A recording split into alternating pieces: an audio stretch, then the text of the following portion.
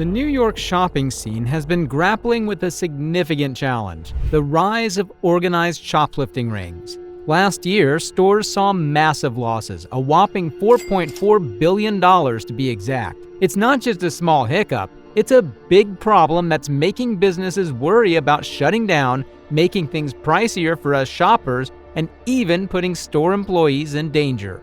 Melissa O'Connor, head of the Retail Council, stressed the need for urgent action, emphasizing the importance of a swift and collaborative response to tackle the issue. These losses not only burden businesses financially, but also contribute to the broader economic challenges faced by the state.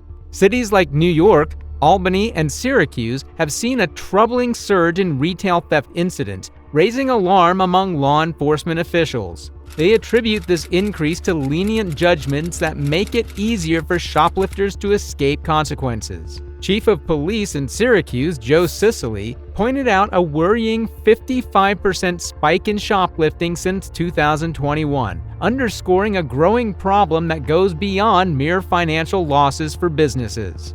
When thieves join forces to target stores, the impact is particularly harsh on small businesses. The constant wave of theft is making it difficult for many to make ends meet. In Syracuse, a local drugstore chain reported an annual loss of over $250,000 due to widespread organized theft. Some businesses have even been forced to shut down, compounding the economic challenges faced by local communities. Organized theft isn't confined to specific types of retailers. While convenience stores are frequent targets, theft at these smaller establishments lacks the same level of organization seen in larger retailers. However, the impact is equally severe, with criminals targeting items like cigarettes and lottery tickets. Kent Sopris, head of the New York Association of Convenience Stores, talked about how dangerous it is to work as a store clerk and gave examples of violent incidents. But what is the police doing about it? Law enforcement is currently grappling with a rise in organized retail theft, with a notable increase in arrests for the theft of personal belongings and motor vehicles. Despite these arrests, challenges persist, and some officials attribute the difficulties to bail reform.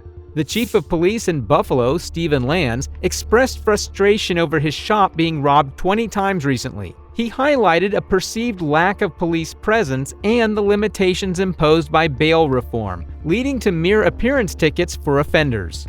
Even though the number of thefts and burglaries has slowly been going down in places like Buffalo, people are still worried. Some store owners in Buffalo's Elmwood Village district want the cops to do more patrols because there have been a lot of organized retail thefts. Over the past 4 years, the Council on Criminal Justice said that retail theft cases in New York City went up by 64%. This proves that the problem is a bigger one that needs coordinated efforts at both the state and federal levels. A fact that repeat criminals are involved in organized theft is an important fact to keep in mind.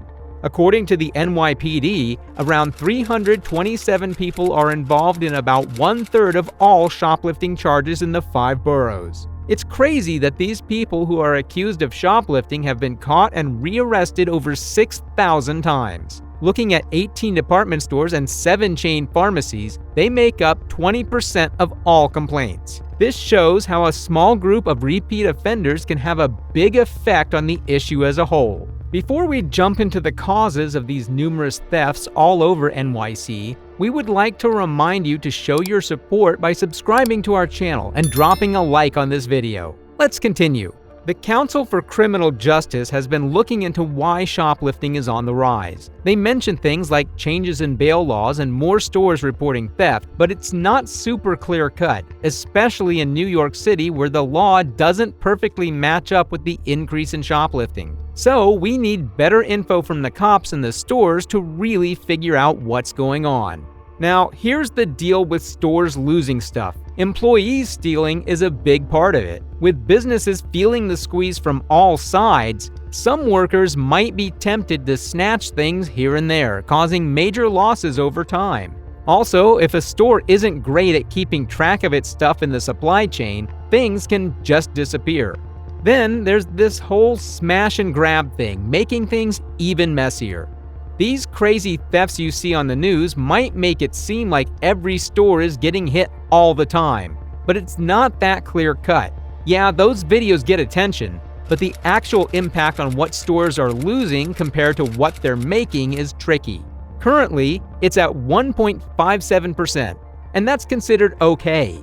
They plan for it to be up to 2.5%, but if it goes over 3%, that's when we really gotta talk. To tackle this entire stealing mess, companies aren't just locking things down more, they're also talking to the big shots in charge. Stores are using their size and influence to push for tougher punishments for these crooks. They're teaming up with lawmakers to make the rules stricter, hoping it'll scare off potential thieves and help out the cops. The impact of rising shoplifting rates goes beyond mere statistics. It's taking a toll on businesses in ways we can feel.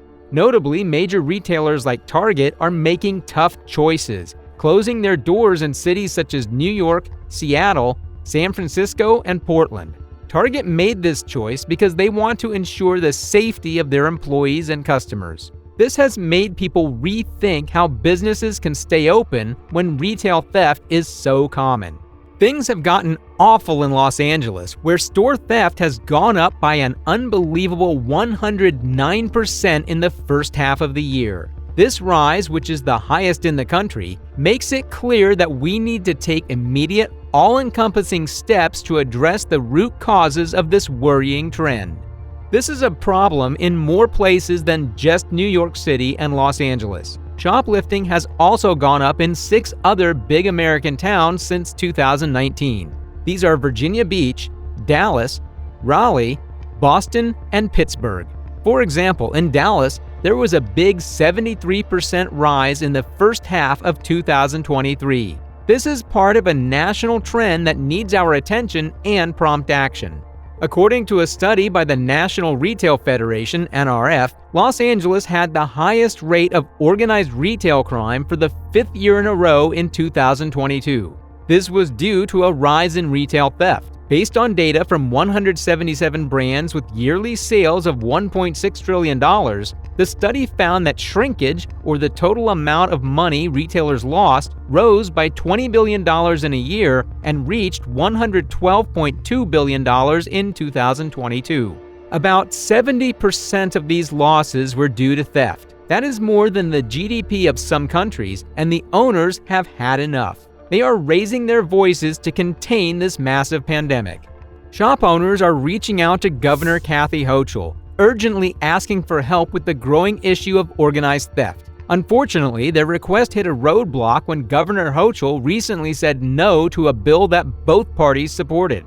The bill wanted to create a special team to deal with organized retail theft, made up of 15 people chosen by the governor, the legislature, and the state attorney general. Their job was to develop ideas on how to stop retail theft effectively. The Retail Council of New York State, a group that speaks for stores across the state, was really upset with Governor Hochul's choice to say no to the bill. They're stressing how important it is for everyone to work together on this problem and are asking the governor to change her mind. Organized retail theft isn't just an issue in certain areas. It affects the whole city and state. In the past 4 years, even in a busy place like New York City, the number of reported retail thefts went up by 64%. These thefts don't just mean stores lose money right away, they also hurt the entire community and put the jobs of store owners and workers at risk. What are your thoughts on this? Share them in the comments below.